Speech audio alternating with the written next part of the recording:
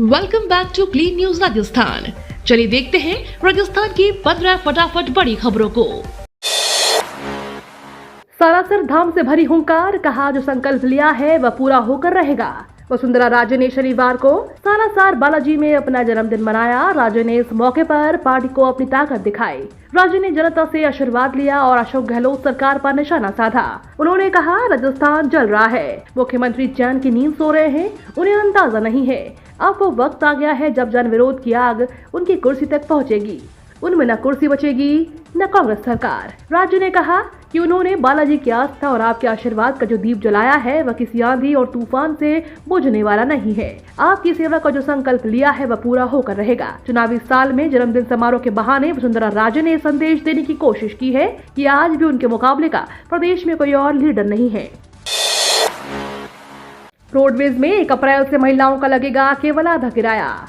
Rajasthan roadways ने महिलाओं को बड़ा तोहफा दिया है। आगामी 1 अप्रैल से राजस्थान रोडवेज में महिलाओं का केवल आधा किराया लगेगा। अगर साधारण रोडवेज बस में जयपुर से सीकर का किराया 200 रुपए है तो महिला को केवल 100 रुपए ही चुकाने होंगे।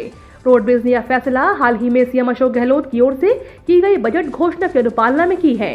लग्जरी बसों में यह छूट पहले की भांति 30% ही रहेगी।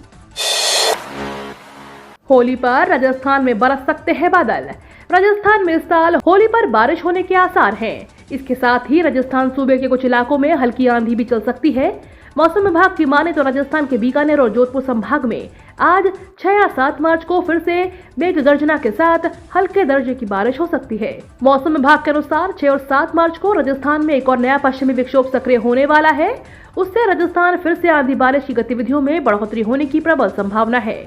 वहीं पूर्वी राजस्थान के जयपुर, भरतपुर, अजमेर, उदयपुर और कोटा संभाग में 7 और 8 मार्च को आंधी तूफान आ सकते हैं। इसके साथ ही कहीं कहीं पर हल्की बारिश होने के आसार प्रबल है।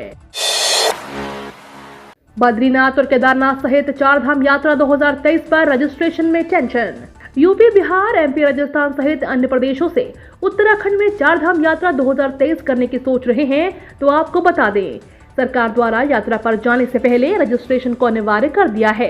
बद्रीनाथ, केदारनाथ सहित 4 धाम यात्रा के लिए सरकार द्वारा सख्ती दिखाते हुए रजिस्ट्रेशन के बिना किसी भी तीर्थ यात्री को 4 धाम जाने की अनुमति नहीं दी जाएगी।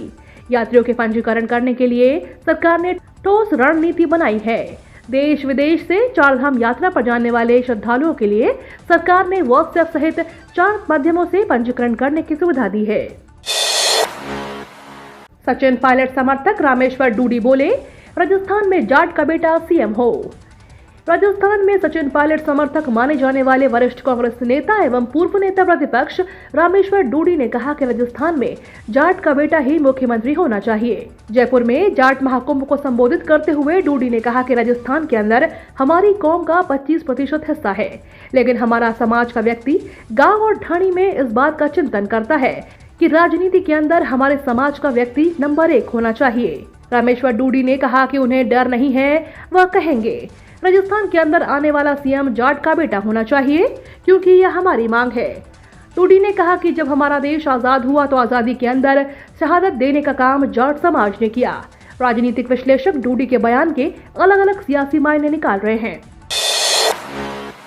राजस्थान में होली पर बढ़ी खुशबू वाले रंग गुलाल की डिमांड। पक्के रंग की बहुत कम मांग के साथ साथ खुशबू वाले गुलाल की अलग मांग ज्यादा है। व्यापारियों को उम्मीद है कि इस बार कोरोना संक्रमण नहीं है, इसलिए होली पर पिछले 3 सालों के मुकाबले 2 से 3 गुना अधिक व्यापार होगा। होली पर्व नजदीक आते ही शहर सहित गांव में भी फाल्गुनी गीतों की गूंज सुनाई देने लगी है। बाजारों में रंगों की दुकानें सज गई हैं। व्यापारियों ने ग्राहकों की मांग को ध्यान में रखते हुए कई तरह के खुशबू वाले रंग गुलाल, मुखौटों और पिचकारियों को मंगवाया है। राजस्थान रोडवेज के कर्मचारी मनाएंगे काली होली, 2 माह से नहीं मिला वेतन। इस होली पर्व पर राजस्थान रोडवेज कर्मचारी काली होली मनाने को मजबूर हैं। पिछले 2 महीनों से वेतन नहीं मिलने पर कर्मचारी तो निराश हैं, लेकिन घर पर भी मायूसी छाई है। रोडवेज कर्मचारी यूनियन का प्रतिनिधिमंडल मुख्यमंत्री गहलोत से मिलने पर वेतन नहीं मिलने की समस्या से अवगत कराया था। मुख्यमंत्री ने अधिकारियों को रोडवेज कर्मचारियों की समस्या दुरुस्त करने के निर्देश भी दिए, लेकिन कर्मचारियों के खाते में वेतन नहीं आने से इस होली को काली होली मनाने को मजबूर हो गए। किरोड़ीलाल मीणा को मिला दिव्या मदेरणा का साथ, अशोक गहलोत से की ये मांग। पुलवामा शहीदों की वीरांगनाओं के साथ सांसद किरोड़ीलाल मीणा का धरना रविवार को छठे दिन भी जारी रहा। धरना स्थल पर बीजेपी नेताओं के पहुंचकर मिलने का सिलसिला लगातार जारी है। इसी बीच अब कांग्रेस की तेज तर्रार विधायकों में शामिल दिव्या मदेरणा ने भी किरोड़ीलाल मीणा का समर्थन कर दिया है। दिव्या मदेरणा ने कहा कि भारत माता जिनकी शहादत से रक्त रंजित हुई, हमारी सुरक्षा के लिए उनकी वीरांगनाओं के साथ पुलिस के द्वारा ऐसा दुर्व्यवहार बहुत ही निंदनीय है। मैं मुख्यमंत्री अशोक गहलोत से अनुरोध है कि इस पुलिस अधिकारियों को तुरंत बर्खास्त किया जाए, जिनकी कुर्बानियों को हम नमन करते हैं। उनकी घर की महिलाएं वीरांगनाएं अपने हक की मांग की गुहार लगा रही हों और उन्हें इस कदर पीटा जाए। उनकी सुरक्षा हमारा कर्तव्य है। जयपुर में कांग्रेस बीटीपी और डूंगरपुर में बीजेपी कांग्रेस में इलू इलू। तीनों को लोगों की समस्याओं से कोई लेना देना नहीं। आम आदमी पार्टी डूंगरपुर बांसवाड़ा लोकसभा क्षेत्र के प्रभारी राजीव पांड्या कल डूंगरपुर जिले के दौरे पर रहे। इस दौरान उन्होंने सर्किट हाउस में पत्रकार वार्ता के दौरान भाजपा, कांग्रेस और बीटीपी पर जमकर निशाना साधा। उन्होंने कहा कि तीनों पार्टियों ने राजस्थान के लोगों को और आदिवासियों को ठगने का काम किया है। लोगों को उनकी समस्याओं से कोई लेना देना नहीं है, लेकिन लोगों को गुमराह कर वोट लेने के बाद चुप हो जाते हैं। आप पार्टी के लोकसभा प्रभारी राजीव पांड्या ने कहा कि दिल्ली में केजरीवाल की सरकार ने मुफ्त शिक्षा, मुफ्त इलाज, वाईफाई जैसे कई योजनाएं चलाई, जिससे लोगों को राहत मिली है। आप पार्टी की बढ़ती लोकप्रियता की वजह से भाजपा बौखला गई है, इसलिए शिक्षा के बेहतरीन काम करने वाले शिक्षा मंत्री मनीष सिसोदिया को षड्यंत्र के तहत फंसाकर जेल में डाल दिया। राज्यपाल मिश्र और सीएम गहलोत बोले, धूमधाम से मनाएं होली का पर्व। राज्यपाल कलराज मिश्र और मुख्यमंत्री अशोक गहलोत ने प्रदेश वासियों को होली और धुलंडी के पर्व पर हार्दिक बधाई और शुभकामनाएं दी हैं। राज्यपाल कलराज मिश्र ने इस मौके पर प्रदेश वासियों की सुख समृद्धि और खुशहाली के लिए कामना की है। राज्यपाल ने कहा कि होली का त्योहार सामाजिक समरसता का प्रतीक है। यह पर्व जनजीवन को उमंग और उल्लास से भर देता है। उन्होंने रंगों के इस पर्व को आपस में मिलजुल कर मनाने का सभी से आह्वान किया है। होली पर बंद रहेगा खाटू श्याम मंदिर, 9 मार्च को होंगे दर्शन। होली और धुलंडी को देखते हुए श्री खाटू श्याम मंदिर को 7 मार्च को बंद कर दिया गया है। श्री श्याम मंदिर कमेटी ने पत्र जारी करते हुए साफ कहा है कि 7 मार्च को मंदिर बंद रहेगा। इसके बाद 8 मार्च को तिलक होने के कारण इस दिन भी मंदिर को बंद रखा जाएगा। श्री श्याम प्रभु के दर्शन 6 मार्च 2023 के आधी रात यानी 12 बजे रात्रि से बंद हो जाएंगे।